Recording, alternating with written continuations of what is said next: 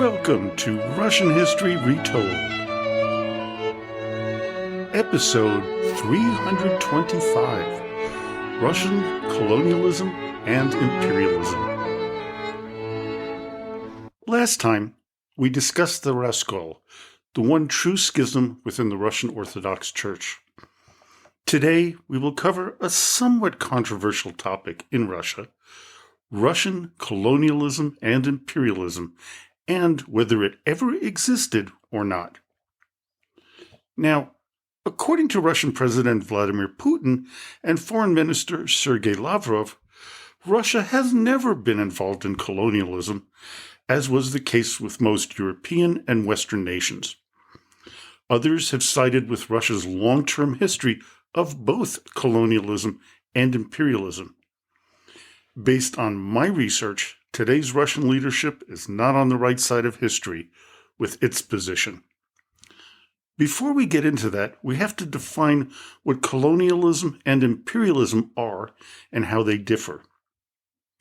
Colonialism is defined as direct territorial control and settlement, exploiting resources and labor and imposing its culture on those over whom it has gained power.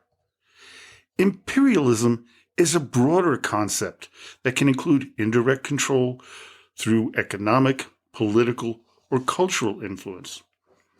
Another way of putting it is, imperialism is the idea of dominating other countries, while colonialism is the practice of establishing settlements in those countries.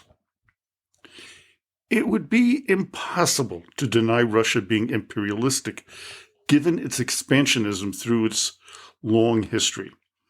I would also argue that it did have a colonialist background as well, especially if you look at what it did when it controlled what is now Alaska. The growth of the country that encompassed Russia, beginning with Kievan Rus, the Muscovite expansion, Imperial Russia, and the Soviet Union, was through imperialism and colonialism. Some argue that Russia expanded beyond its borders, unlike the Western European powers that took over parts of Asia, Africa, and the Western Hemisphere. They point out that Russia had no colonies in Africa. But that isn't because it didn't try. It did, and it failed. And I'll get into that later in this episode. As you've listened to me over these past 300 plus episodes, you are well aware of the constant expansion of the land of the Rus. And actually, I'm going to cover that in an episode sometime the next month or so about the time with Ivan III, or also known as Ivan the Great. According to legend, the expansion started with Rurik and his Varangian band when they first made it to Novgorod in 862. Two of his followers, Askold and Dir, began to expand their territorial holding by taking control of lands like their future capital, Kiev. Ancient Kievan Rus expanded over the centuries by grabbing towns and villages and imposing their rules and customs, especially when Vladimir the Great ordered the people under his control to convert to Orthodox Christianity. While many of the citizens would not convert, pressure was put on them until a majority did. The imperialist-like expansion came to a screeching halt in 1240 with the invasion of the Mongols, right? Or did it? In actuality, during the Mongol suzerainty, beginning with the ascension of Ivan I, also known as Ivan Moneybags, as the Grand Prince or Veliki Knyaz, he would use the money he gathered for the Golden Horde to help buy out other territories surrounding Moscow. This is an example of early imperialism taught by the Mongol overlords to the Russians. Now, with the ascension of Ivan III in 1462, we began to see another massive expansion of territory from Muscovy. This period is known as the, quote, gathering of the Russian lands. Between Ivan and his son Vasily III, Muscovy would expand by taking possession of the Novgorod Republic in 1478, Tver in 1485, the Pskov Republic in 1510, Volokholamsk in 1513, Ryazan in 1522, and Novgorod-Seversk in 1522.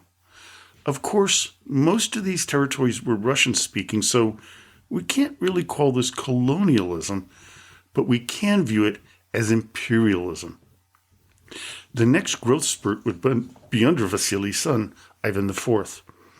His first conquest, which we can call an act of colonialism, was the siege of Kazan in 1552. Now, starting in 1487, Kazan had become a protectorate of Moscow, but a series of revolts and a mutual aid treaty with the Astrakhan Khanate, the Crimean Khanate, and the Nogai Horde put an end to this. Elements of the Kazan forces raided Muscovy territory, causing Ivan to invade. This led to the siege and the slaughter of a majority of the inhabitants of the fortress of Kazan. Those who were spared in the countryside were forced to move away and were also compelled to be baptized into the Russian Orthodox Church, some forcefully. While some resistance continued, it was completely squashed by 1556. Next up were one of the other khanates in their fortress, Astrakhan. In 1556, Ivan sent over 30,000 men to attack and subdue Astrakhan, as they were a threat to the people living in the countryside, as they would raid agricultural centers to capture slaves. With the destruction of Astrakhan, the largest slave market on the Volga would no longer exist.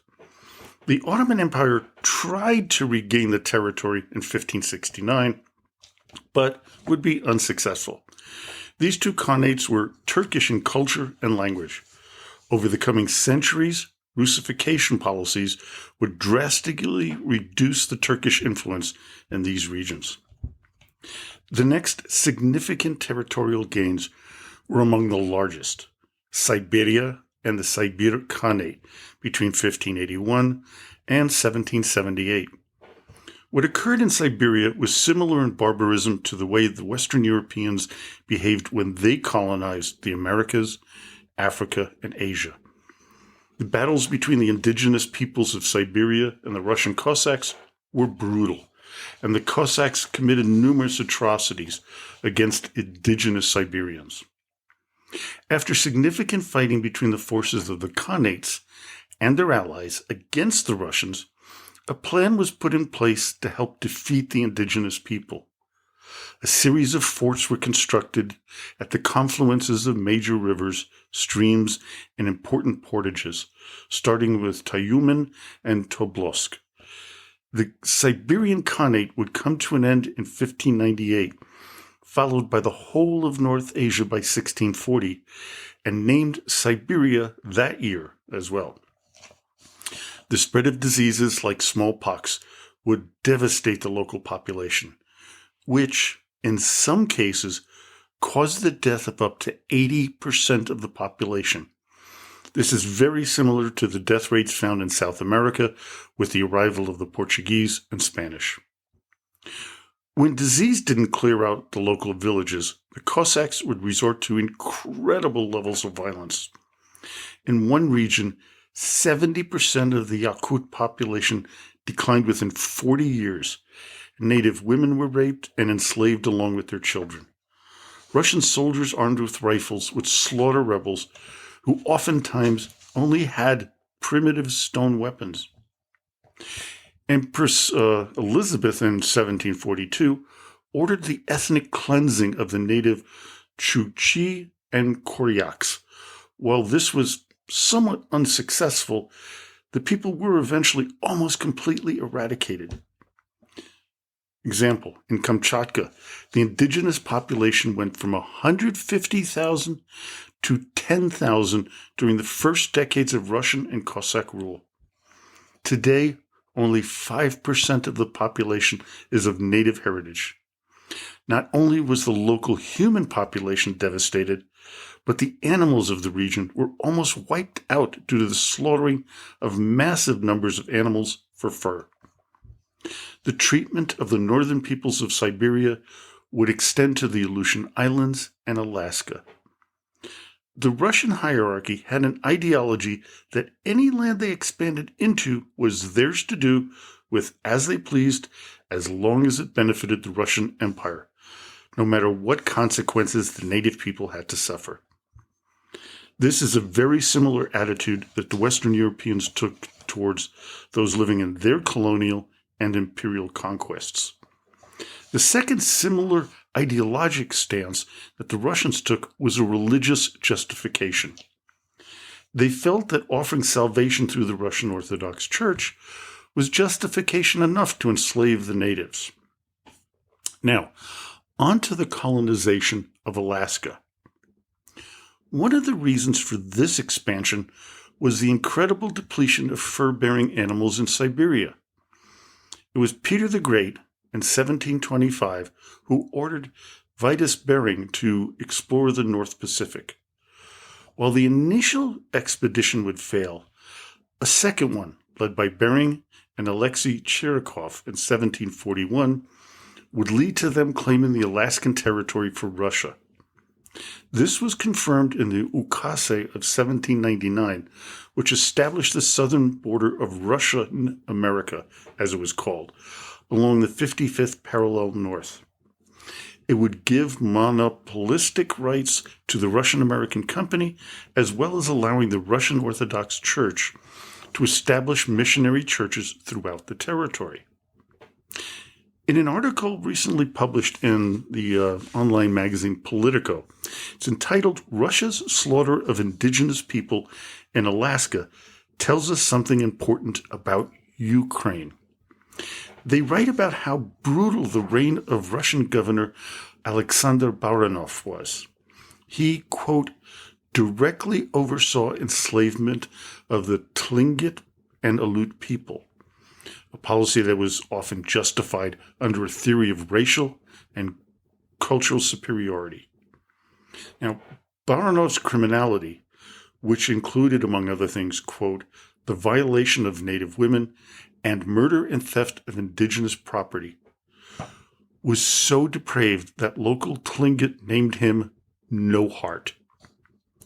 The article's purpose was twofold: to compare it to the current war in Ukraine and to remove the statue of Baranov from the town center in Sitka, Alaska. The city council there approved that removal in 2022 by a vote of 6-1. According to the article and other research I've uncovered, quote, Russian troops saw indigenous peoples as little more than a subhuman hindrance. Now, their treatment of the indigenous people was similar to how they treated the Siberian tribes. Russian traders would kidnap people to place pressure on the men to work as slaves. According to Anne Hyde in her book, Empires, Nations, and Families, A History of the North American West, 1800 to 1860, the Russians would abduct the children of nearly half of the male populations of a given community to do their bidding. The abuse and rape of the local women and their summary execution of those who did not meet their quotients was another example of colonialism that the Russians exhibited. In 2020, a native Alaskan said this about the Russians, and in particular their first governor, Baranov, who he said was, quote, responsible for murder, enslavement, rape, and a perpetrator of genocide. And all he did this on was on behalf of a distant Tsar. What's fascinating about the colonization period of Alaska between 1732 and 1867 is how little they valued this vast region. They saw the fur and fish trade as being the only things that were really worthwhile. This is one of the reasons why they sold the 586,412 square miles, or 1.5 million square kilometers, to the United States for $7.2 million, or $129 million in today's dollars. The other reasons for the sale were the devastating losses the Russians suffered in the Crimean War, as well as the logistical improbability of being able to control Alaska. The California Gold Rush of 1848 to 1855 suggested that Alaska may be another rich source of gold, which was proven with the Klondike Gold Rush of 1896. While Russia knew this, it was well aware of its limitations in controlling an influx of Americans and Canadians should a find be made. Negotiations for this sale began as early as 1850. Still, as you know, the U.S. had internal problems which led to the American Civil War, so it wasn't ready until afterward. Now, did this stop Russian colonialism and imperialism? Not really. Russia wanted to get in on the action in Africa. As an article in Al Jazeera in 2023 points out, quote, "Indeed, today's official Russian rhetoric outlines the history of Russian relations with Africa in exclusively anti-colonial terms. And yet, historical facts reveal that Russia was part of the imperial scramble for Africa, only it failed miserably at it. Tsar Nicholas II sent an emissary, Lieutenant Georgy Chertkov, to Ethiopia in 1897 to bring that country into the Russian Empire. Before that, the Russian government even had excited discussions about trying to annex Sudan. However, like the rebuff they received from the Europeans, it never went anywhere. What occurred was a series of incursions led by an assortment of conmen and liars. Numerous investors were swindled, the Russian government was lied to, and all of it was a major embarrassment to the Tsar. Russia's defeat in the Russo-Japanese War further limited any influence they had in Ethiopia. The author of the article points out that while Russia failed in its attempt to colonize Africa, quote, it enjoyed remarkable success in expanding and maintaining its dominion in Eurasia, where its imperial troops imposed brutal rule on various nations and established infrastructure for the extraction of resources. Finland was another attempt by the Russian Empire to impose its will on another country, and it was poised to impose Russification on the Nordic nation. Finland became an autonomous Grand Duchy within the Russian Empire, as recognized by the Diet of Porvoo in 1809. This would last until 1917 with the Russian Revolution. From 1869 to 1917, the Russification plan was tried, but was met with great resistance. Part of this was due to the Finnish people being fed up with Swedish dominance for centuries, and now the Russians were trying their hand at it. With the overthrow of Romanov rule and then the provisional government, Soviet imperialism began to take shape. While they had to give up a substantial amount of territory, like claims to Poland, parts of Ukraine, Belarus, Lithuania, Latvia, Estonia, and its Caucasus provinces of Kars and Batum, as well as Finland, that happened when they signed the Treaty of Brest-Litovsk to end their involvement in World War I. But it was only a temporary setback. After the Bolsheviks won the Russian Civil War and the Germans lost World War I, Lenin began the recolonization of those lands that were once part of the Russian Empire. On December 29, 1922, a conference of members of delegations from the Russian SFSR, the Transcaucasian SFSR, the Ukrainian SSR, the Belarus SSR, they all approved the Treaty on the Creation of the USSR and the Declaration of the Creation of the Soviet Union. Now, the Transcaucasian SFSR consisted of Armenia, Azerbaijan, and Georgia. The Ukrainian SSR entered into the accords to create the USSR under a certain level of duress. They went through a civil war of their own within the Russian one, known as the Ukrainian-Soviet War, as well as the Ukrainian War of Independence, which was fought simultaneously between March 1917 and September 1922. Of course, the next big grab of the Soviets was post-World War II. With the destruction of the Axis forces, Stalin wanted to build a buffer between the West and the Soviet Union. To accomplish this, he was able to build a so-called alliance known as the Warsaw Pact.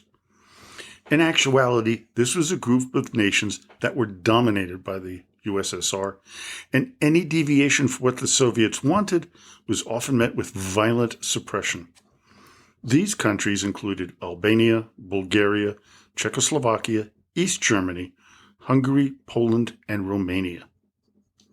The proposed idea behind the formation of the Warsaw Pact was that Stalin felt threatened by the formation of NATO. It was also in retaliation for those nations that backed the Axis. Stalin used the resources of the Warsaw Pact nations to pay for the rebuilding of the Soviet Union after the war. Now, in addition to the almost total control over the countries bordering the USSR, or were nearby, was the proxy war that the Soviet Union was in against the US and their allies. We see this battle going on in Africa, with Angola and Ethiopia being hotspots, although that didn't last very long.